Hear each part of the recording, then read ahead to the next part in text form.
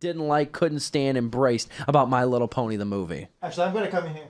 Oh, Dom's here. Dominic Wanzon joining us on This is the Sleepless. producer for the show. we're gonna keep it clear here. While these two are making a critical analysis of what is a little girl's like animated TV series, Gianna is still here. There is a young woman here watching these two dudes talking about the little girl's TV show. She's enjoying it.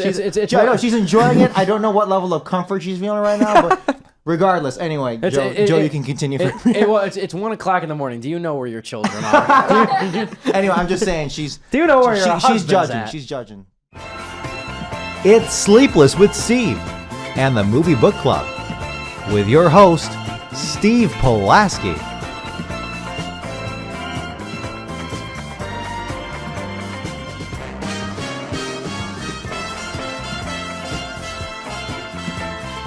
Okay, we were gonna talk, Joe and I, about My Little Pony the movie, and I'm very excited. I'm very excited to talk about this one. I really am. I was fine with seeing this in the theater. Okay, you're looking at a person. I've gone to see Justin Bieber, Never Say Never. I've gone to see One Direction, This Is Us. I've gone to see a lot of strange kind of movies that don't really fit my demographic and stuff. But the reason I don't mind, like a lot of people say too, like I get questions all the time. Why do you go see Christian movies, these religious movies? You know, I talked about one a couple of weeks ago, A Question of Faith. These are movies too that like, they have their audience, obviously. They have their audience. But there's really, you even read reviews. You even read film reviews. And this is not a knock on like, you know, film critics or colleagues of mine too. But you read reviews of like Christian movies, like My Little Pony 2. They have kind of this sardonic tone. You know what I mean? This kind of like you almost could believe that the reviewer went in there to dislike just hating it. Yes, like it was an irredeemable movie from the start in their mind. But the thing is, though, I did like the One Direction film. And there have been a barrage of Christian movies, not recently, but a lot of Christian movies, too, that I've given positive reviews as well.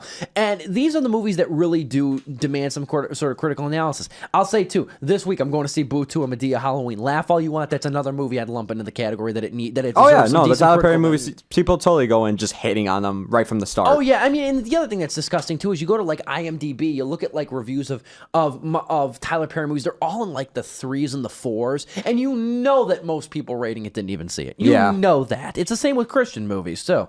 So I do think that's a little disgusting that it does kind of there's kind of a little bit of a culture, a little bit of a negative notion that proliferates movies like this. But we did see My Little Pony. I'm glad that I had somebody here. I'm glad I had somebody to talk to about this. Okay, not for therapy reasons or nothing like that, but just for. I'm glad that debate. This is actually going to be used. I didn't see this movie for nothing. Now. I know, right? I almost forgot about doing this. You reminded me. I'm more than happy to talk about it. So I'll dive into the plot. I got to try and remember the plot because there wasn't too much to it. There wasn't too much to it. The film revolves around its main pony character, whose name is Twilight Sparkle. Princess Twilight Sparkle, Steve. Voiced by Tara Strong. Get it right. Royalty. Who leads her pack of her pony friends that include Applejack, who's voiced by Ashley Ball. Fluttershy, voiced by Andrea Libman. Good lord. The Rarity, who's this fashionista, voiced by Tabitha St. Germain. Then you have their dragon sidekick Spike, who's voiced by Kathy Weselluck too. And they're trying to join forces in order to. You forgot two more, man. Again, I'm just kind of jumping around here. You forgot about Rainbow Dash and Pinkie Pie. Yes, the devil herself. Pinkie Pie. Indeed. Now the thing is, they're kind of rebelling. The ponies kind of team up to like rebel against Tempest Shadow, who's voiced by Emily Blunt of all people. Yeah. And she's a unicorn with a broken horn, and I guess she's bitter. But she's also just kind of an associate villain too, because there's also Storm King, voiced by Liev Schreiber, who does actually a pretty good job. Who's intent on like destroying the homeland of Equestria. And what's funny too is there's a reference in this because My Little Pony is a Hasbro property. Yeah, there is a reference to Hungry Hippos in the movie, which I thought was funny. And I was was. Yes, there was. It's a very brief, like they mention Hungry Hippos very briefly in passing. And the funniest thing about that whole reference was that it harkened back to the review by Christy Lemire of the Associated Press. She said, "God, at that moment, I just wanted the Hungry Hippos to make a cameo and like stomp on Equestria." area, which would have been great. It would have uplifted it a little bit. What's funny is there's a couple other side characters in the movie. They have like this trickster, huckster cat who's voiced by Taye Diggs. And then there's also who's the best character in the damn movie is this hedgehog named Grubber, voiced by Michael Pena from End of Watch.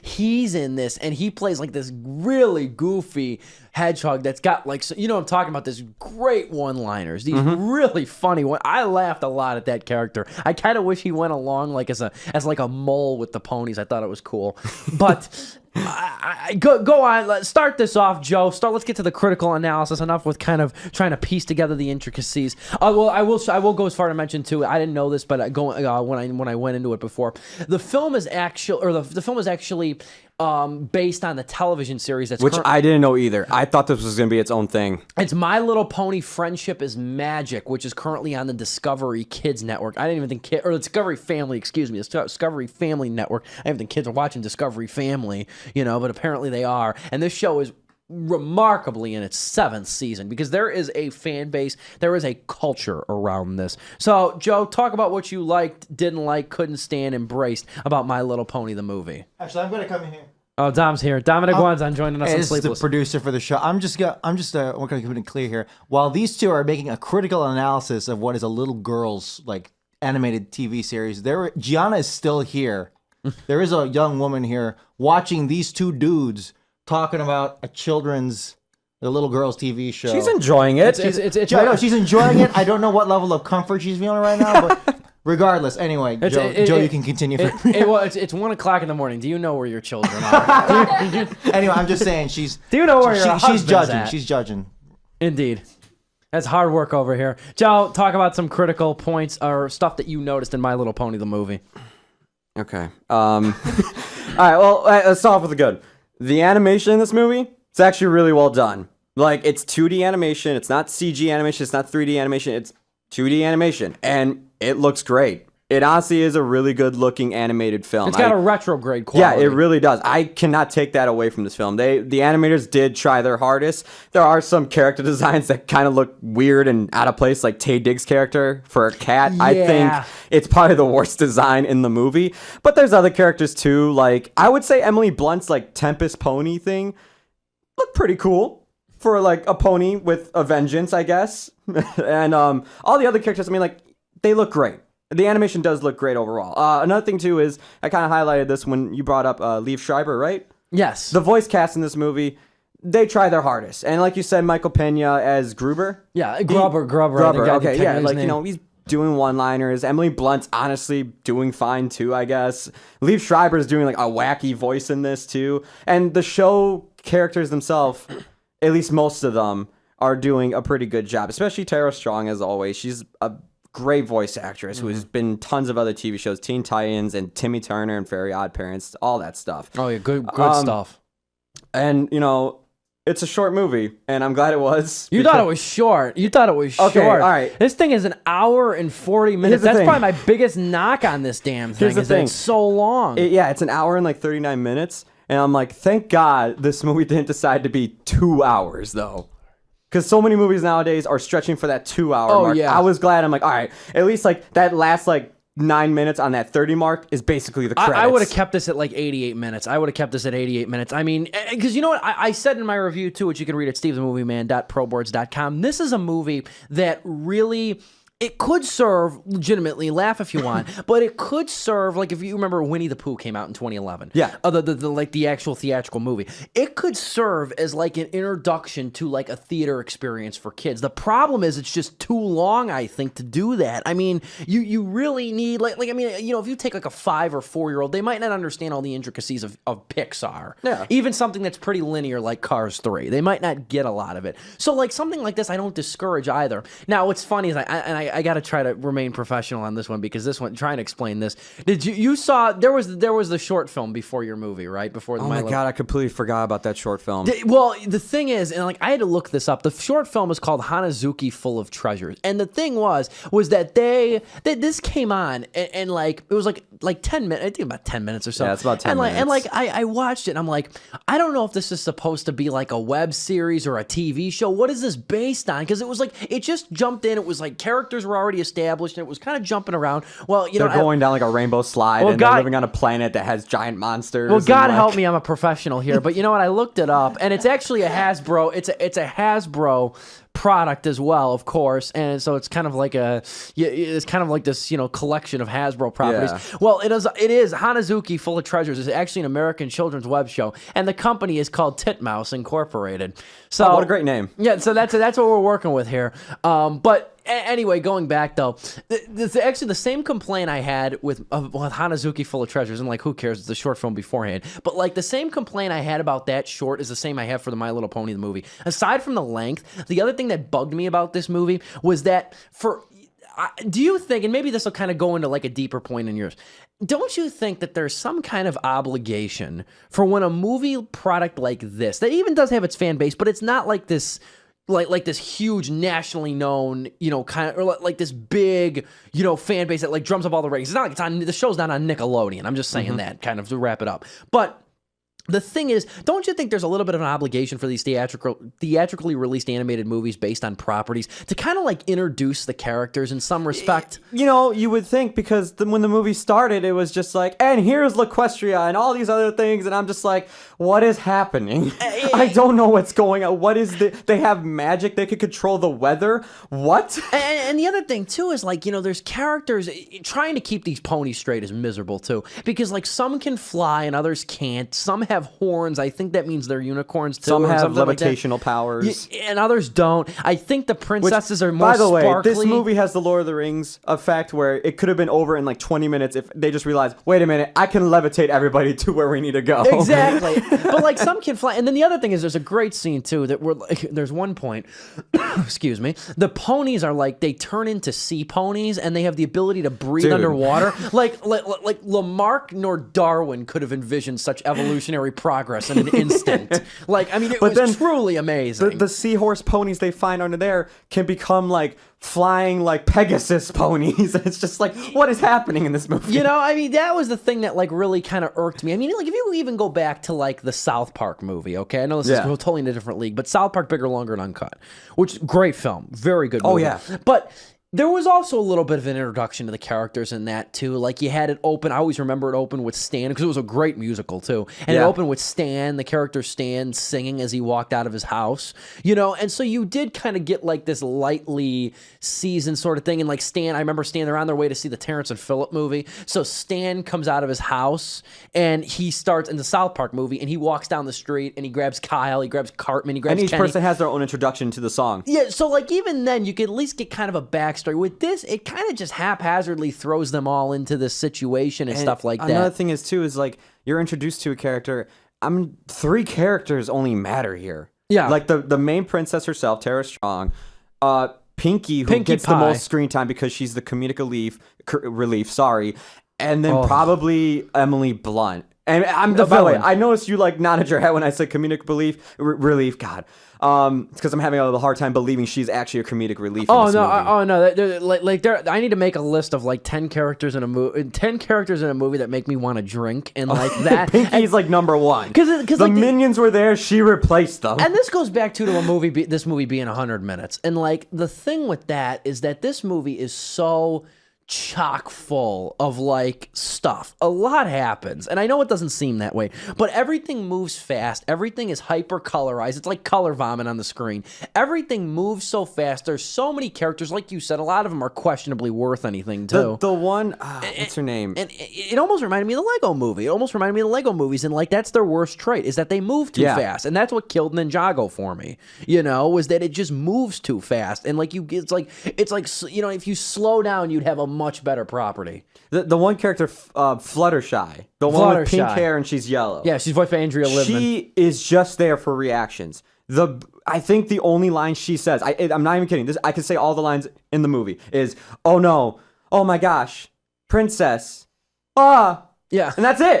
It's all interjections. It's all reactionary stuff. It's like there's not a lot of great, dialogue in this thing too. I will admit though, it is it's voiced all right. You know No, what I mean? it is. And Like, that was there's one the- thing I wanted to say is I that mean, the voice cast did try. You need to have a lot of personality and a lot of enthusiasm to do something like this. I know, like, we knock on, or not we in general, but like, audiences knock on like voice acting as it's easy. You know what I mean, and stuff like that. But there is a little bit of work that goes into it. I will give credit to, even though I found her an incessant character, I will give credit to Ashley Ball because who voiced Applejack, the kind of like farm pony. Yeah. I mean, she's kind of insufferable too in the movie, but like Ball's got a good voice for this. You know what I mean? Yeah. And a lot of these, like I said, again, Rainbow Dash and Applejack are both voiced by Ashley Ball. Pinkie Pie and Fluttershy are both voiced by Andrew Libman. So there's not really like a lot of diversity amongst the voice cast, but they get by in a way. You know what I mean? That like, I think a lot of other, like, it's kind of going back to, I know it's a weird thing to compare it to, but the South Park movie, Trey Parker and Matt Stone voiced 70% of the characters in that show. But I mean, they can decorate in their voices and disguise their voices to really pull off like the fact that they're like talking to themselves. Like audio distortion to like, have lighter tones for the kids, and then their normal voices for the adults in those movies. And then shows. like I said, you get high voice. Like it's like it was funny too. One of the biggest I think surprises when you're a kid is that Bart Simpson and Timmy Turner are voiced by women. Yep. You know what I mean? Like even Bart Simpson. I know this has nothing to do with anything. I can't remember who voices Bart Simpson. Is it Nancy Cartwright? I can't remember. But like I remember what she always said. And I can't do Bart Simpson's voice, but I remember she said in an interview too. She's talking like sometimes I'll just be in line at the grocery store and kids will be looking at me and I'll just be and I'll just say something like and she does her voice. She's like, I'm Bart Simpson, man. Who the hell are you? And she's like, I'll just freak kids out with that too because they don't know that. You just assume it's a male. Yeah. You know what I mean? But there are pluses in this My Little Pony movie. I will say this too. I always can admire something bad or good. That something that is just so immersed in what it is. You know what I mean? And so committed to something.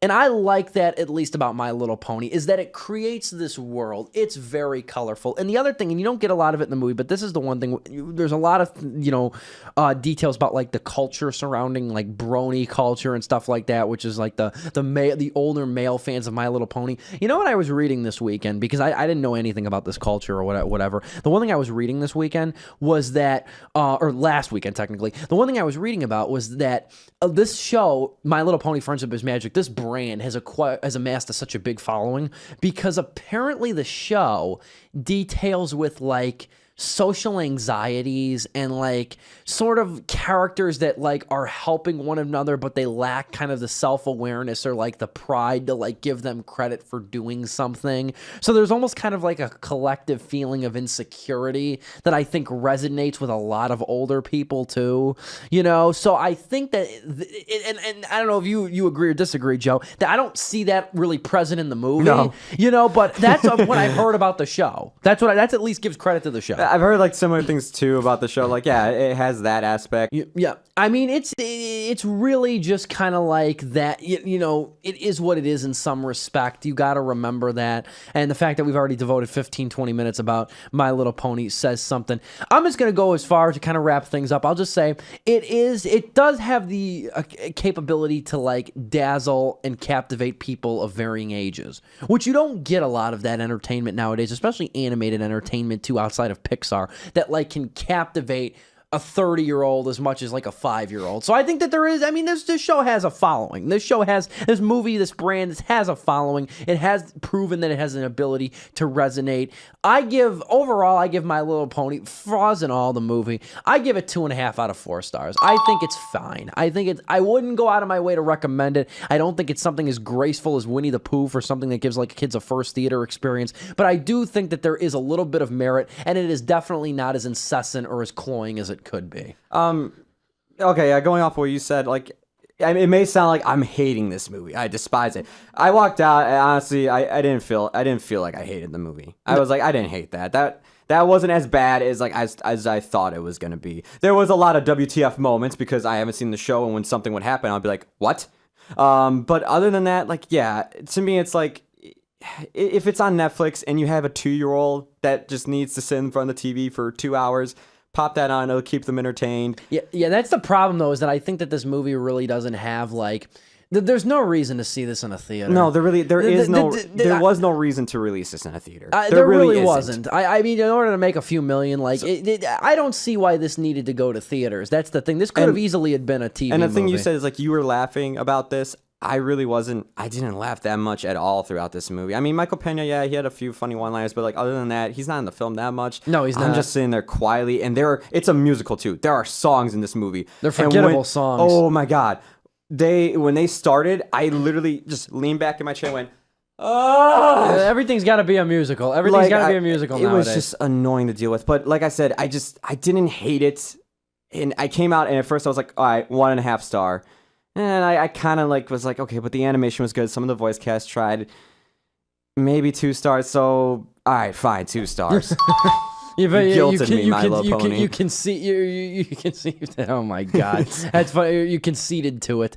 I mean, like I said, it very much is what it is. I always hated that phrase growing up and stuff like that, and I still kind of hate myself when I say it. But it very much is what it is. But at the same time, there's a little bit of enjoyment to be had. I think with this movie, there's at least some decent. Like I said, I think there is a little bit of comic relief too. You could probably make a drinking game out of this. You probably could. You probably could. Eat a bunch of Skittles and then vomit. You can even My Little Pony. You can recreate it in your own home. You know, 2.5 out of 4 stars for My Little Pony. What's your star rating, Joe? Again? 2. 2 out of 4 stars, indeed. Very fair for My Little Pony the movie. Coming up in a few minutes.